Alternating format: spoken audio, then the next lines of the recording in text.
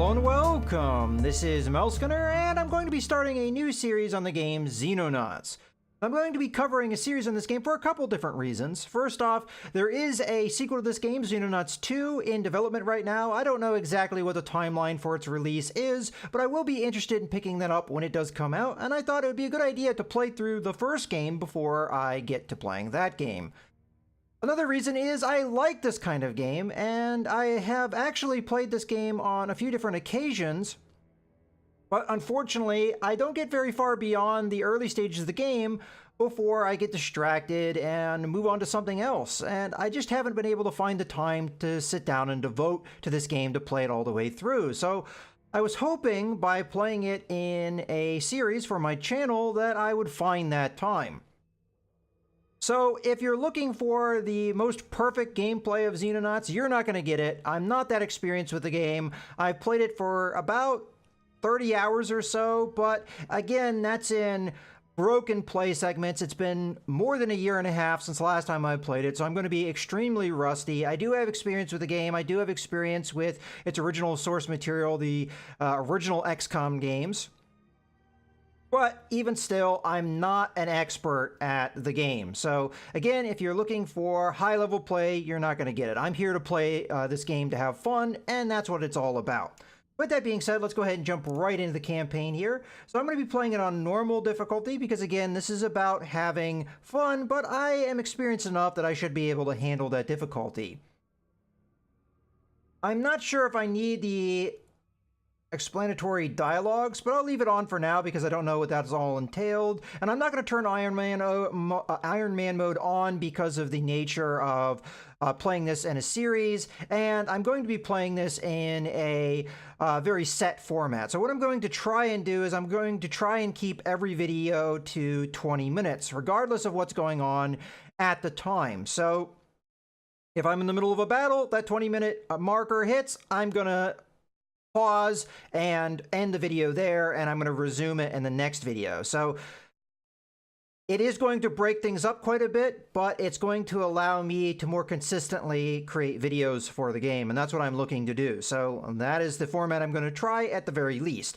With that being said, let's go ahead and jump right into the game. So we are getting a little bit of tutorial here. So the first thing I know I'm going to need to do is I'm going to need to set up my initial base. I'm not going to read through all of this, but let's go ahead and select our primary base location. Now, usually speaking, I set up in around about the European location just because it covers more zones. And just like with the original XCOM game or any of the XCOM series of games, your objective is to protect the different regions because they give you your funding, and different regions are going to give you different levels of funding. Now, one of your higher funding levels is going to come from North America, but unfortunately, if you put a base in North America, that's really all you're covering. Maybe a bit of South America and Central America, but that's about it. Whereas if you put a base in Europe, or let's say on the eastern end of Europe, you're going to be covering bits of the Soviet Union, and you're going to be covering bits of North Africa, and you're going to be covering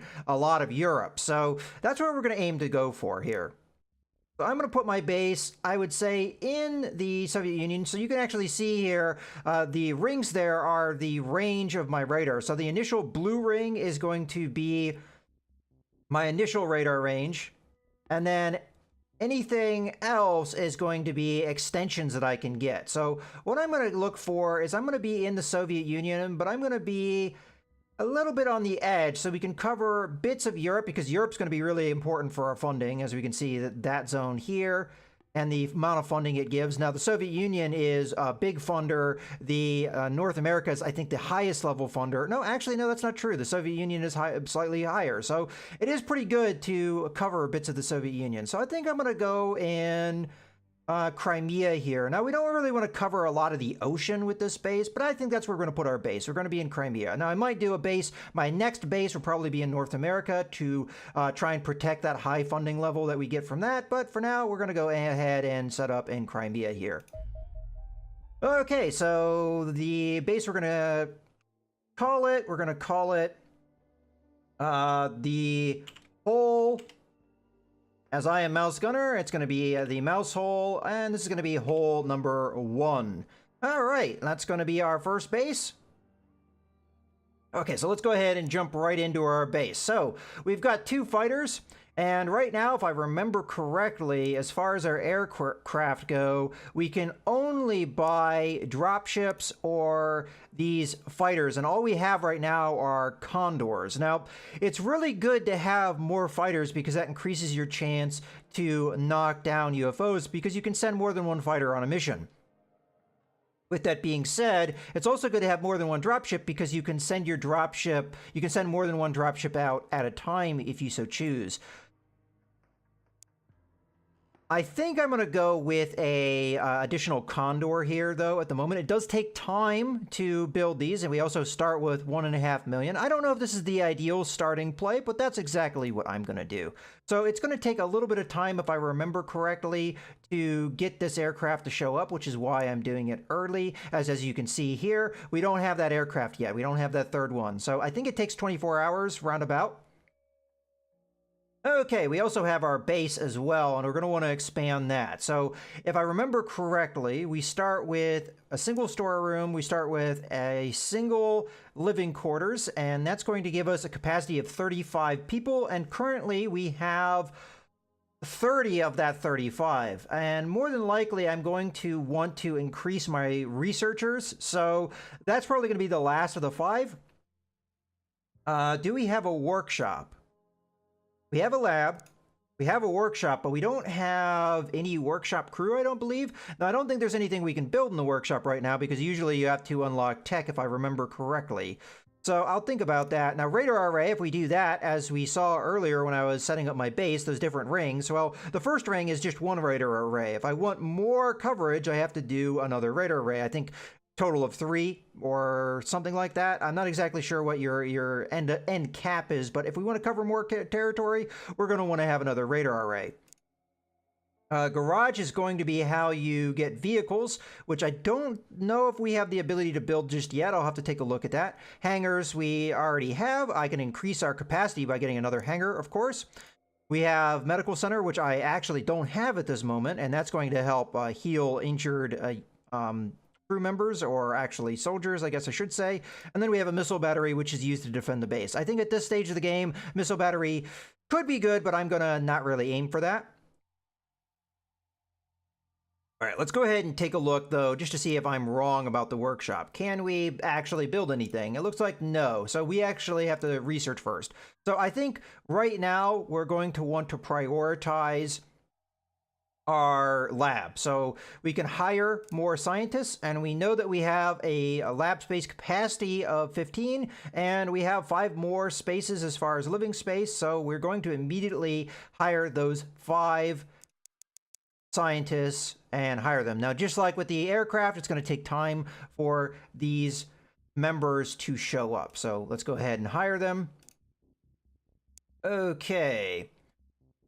Now, right now, we have 1, 2, 3, 4, 5, 6, 7, 8, 9, 10 soldiers, and I can't remember what kind of capacity our dropship has.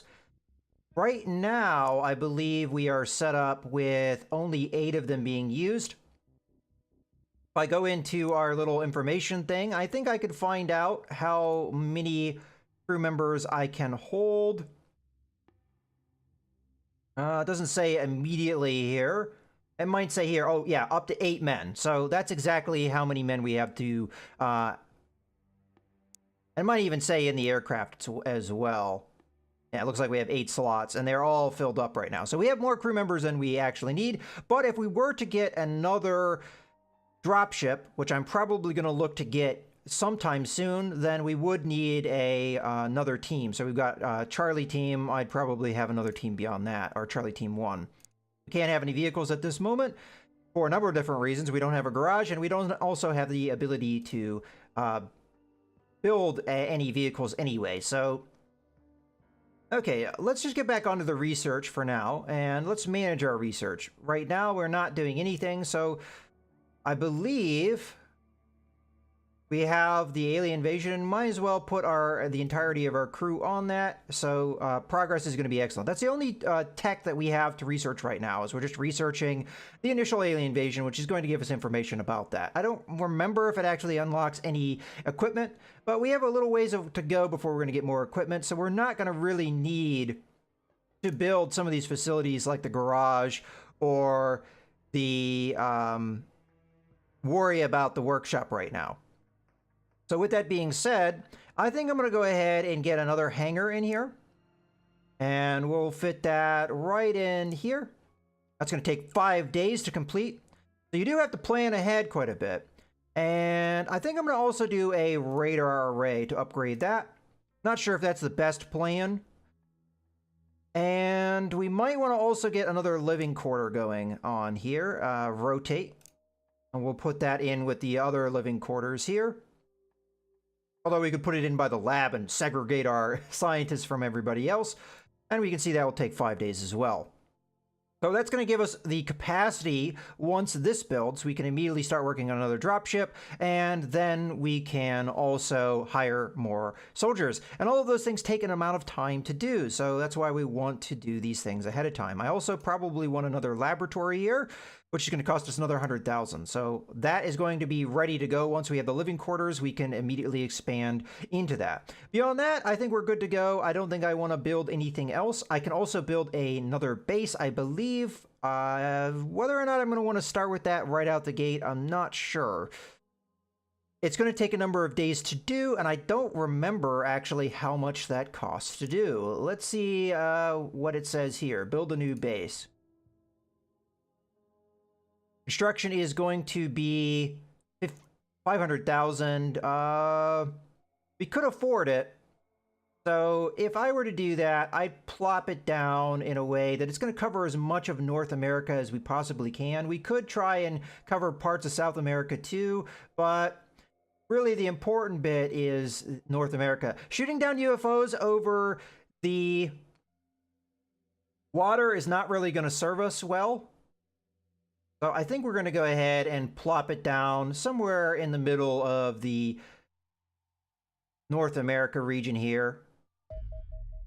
Okay, and this is going to be... So I don't know if this is the best use of my resources, but this is going to be hole 2. And we'll go ahead and plop that down. And let's go ahead and jump over immediately into hole 2. So we've got that building. I don't think I can build anything else right out the gate. Let's see if we can build living quarters here. So I'm going to rotate this around. No. Until this builds, we're pretty much stuck. So we do get our funding on a monthly basis. So hopefully we can hold out until that time. So we'll have our base started, at least hole 2. Whether or not that's something we want to do, I'm not sure. But this is going to be our learning stage. If I make some mistakes in this early part of the game, hopefully we can overcome it. Okay, so let's go ahead and figure out our squad and equipping them so that we're ready to go when a UFO shows up. So we've got our sergeant. One of the things that I consider the most important is action units. I consider action units to be paramount. So usually speaking, I'm looking for, well, obviously the more that they have, the better, but I am looking for above 50 in most cases. So unless there is something else that is going to recommend a unit, like for example, Ivanov here has 64 accuracy. So I am going to probably use this unit even though of their lower action units here. So let's go ahead and see. Do we want to replace any of the people that we're currently using? So I don't think Mikhail here I'm going to use because most of their stats are not great. They're one of the worst for bravery except for Nika here. So I think we're going to unassign, and let's now determine between Juliet and Victor who is the better of the two. So Juliet has better accuracy, better reflexes, better, well, he has slightly better bravery. I can't remember what this one means, the HPS. we click on that? Oh, that just sorts. Okay, well, we can sort by action units, which I consider more important. I forget what this category is. I know this is strength, and that's going to determine a lot of how much stuff they can carry. So we're determining between Victor and Juliet here. And again, I believe Juliet, outside of this one attribute, which I forget what it is, she seems to be the better of the two. So I'm going to go ahead and select her for Charlie 1. Now we can also deselect somebody else. For example, either Nika or Ilya here are... They're a little bit lower on action point levels, but as I can see here, accuracy and strength is quite good on Nika, so what I might consider her for the mission nonetheless. So I think I'm going to leave Victor out of this one. So that's going to be our squad. Now let's go ahead and equip them. So to do that, I have to assign them roles more or less, or really I can give them equipment freely. So starting things off, we are on Corporal Robinson. Well, let's actually plan out a little bit here. So who are going to be our ones that, unfortunately, it doesn't really go in any particular order when you're over here. So Robinson's going to be part of Charlie team. And usually speaking, I like to give shotguns to people that don't really have very good accuracy skills. I don't know if this is the right way to do it, but I want to see, like, accuracy-wise where we are. So we have several soldiers with 60 or above. So what I'm thinking about is I'm going to make anyone that has that 60 or above a rifleman or something that depends upon accuracy. Some of these other guys I might give shotguns. So we'll have to see. But for now, I'm going to keep Robinson as a assaulter. He does have the ability to carry more than he currently has. So he has grenades, he has smoke grenades, he has stun grenades. All those things are good.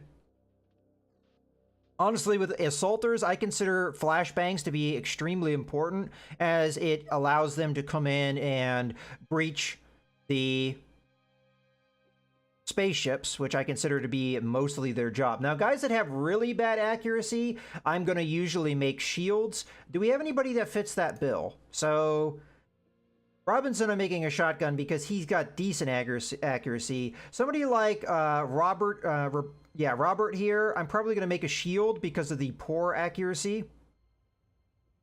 Another one that I might do is Juliet here. Her accuracy is not quite good enough, in my opinion, to use in any other role. So these two are probably going to be my shields. So that's the game plan here. So he's got a couple flashbangs. Anything else I want him to have? I don't think he needs a secondary weapon. The shotgun will probably serve just fine. I could give him another thing of ammunition just to be on the safe side. And maybe another flashbang. So that's, quite a bit of equipment here. Smoke grenades can be important too, though. So you know what? Let's go ahead and do a smoke grenade as well. Allow him to close. We'll leave him a little bit of weight left over. We do have a med kit. All right, let's move on to our next unit here. So this is Maxim Pavlov. I believe, yeah, it does tell you what they're assigned to. So this is going to be part of Charlie team. So accuracy is going to be the main thing here. I think this is our most accurate member. With 70, I don't think there was anybody else that had as high as Maxim here has. So we're going to go ahead with the sniper rifle on this character. Unfortunately, he's carrying a little bit more than he's comfortable carrying. So I'm going to go ahead and get rid of the grenade. And if I could, I would give him a sidearm as well, but I think he'll be okay. We'll try and keep him back and away from the front line as much as possible, but the smoking grenade and the stun grenade could be important, so we'll keep him with that. Let's move on. So we have Lita here, who accuracy-wise at 54. I would make an assaulter in most cases, and she's pretty strong, so let's go ahead and give her a couple more of these stun grenades and a couple of these smoke grenades as well. And that'll be it for now. When we get more equipment, I'll be loading in more stuff.